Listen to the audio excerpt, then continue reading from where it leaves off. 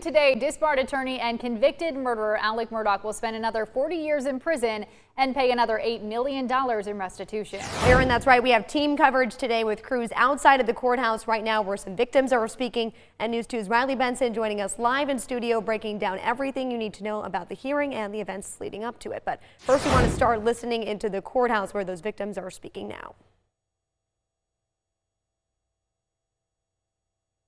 You were involved in any way, shape, or form, and you're a culpable party, whether it be to my clients or someone else's clients or someone who is hiding in the shadows, you should be held accountable. I mean, I think that the only way to help ensure this never happens again in our state, particularly among the ranks of attorneys, is for absolute 100% accountability. And wherever that lands us is where it lands us. Thank you, Ann. Thank you.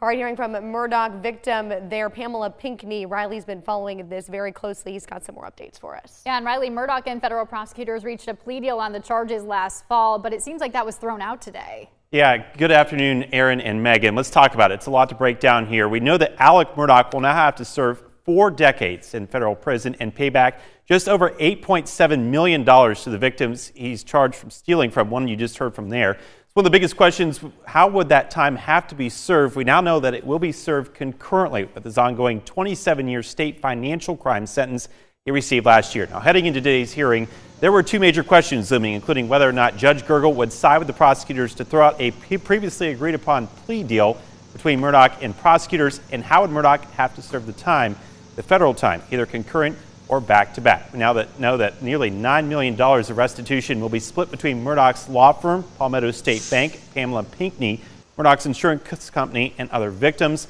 Murdaugh's 40-year sentence will run concurrent with the 27-year state financial crime sentence he received last fall, of which he would have been eligible for parole until having served nearly 22 years of it when he would have been 77 years old. These 2 sentences will only be triggered if the 2 life sentences Murdaugh is serving for the murders of his wife and youngest son, Paul, are overturned, a process that's likely to take years to play out in court. Now, the U.S. Probation Office had recommended Murdaugh receive between 17 and 21 and a half years for the crimes he pled guilty to, but in an order brief, Judge Gergel had indicated he was considering sentencing Murdaugh for longer. And of course, we see that this morning with Judge Gergel sentencing him to 40 years, 480 months in federal prison. Of course, this is a developing story that News 2's Raymond Owens, he was there. He'll have a look later on it coming up this afternoon, starting on News 2 at 4 o'clock. I'm in studio, Riley Benson. Count on 2. All right, thank you, Riley. Well, we're going to go ahead and get back out to Raymond Owens, who is live. He was in the courthouse all morning. He's got the latest for us. Absolutely. Hi, Raymond. Yes, a number of things were discussed in court today. Judge Gergel's only spent about an hour, really, going over this sentencing hearing. Prosecutors talked about 11 other victims who did not want to be identified and were not part of the particular case. They just didn't want to be identified. The prosecutors say they had about $1.3 million they lost as well as part of this case. But again, they didn't want to be known and did not want to be a part of that.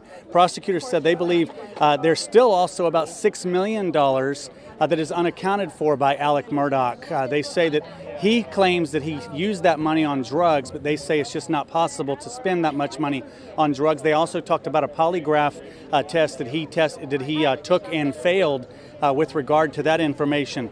Now, the judge did sentence Murdaugh to 480 months. That's 40 years. The prosecution was only asking for 30 years, so the judge definitely increased that sentence by stacking the charges, if you will.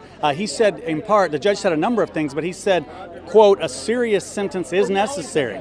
There must be justice for his victims. Deterrence is critical in this case. If he were released, I believe he would continue in illegal activity. This sentence is intended to demonstrate serious consequences to attorneys." Again, that's a 40-year sentence, 480 months in prison.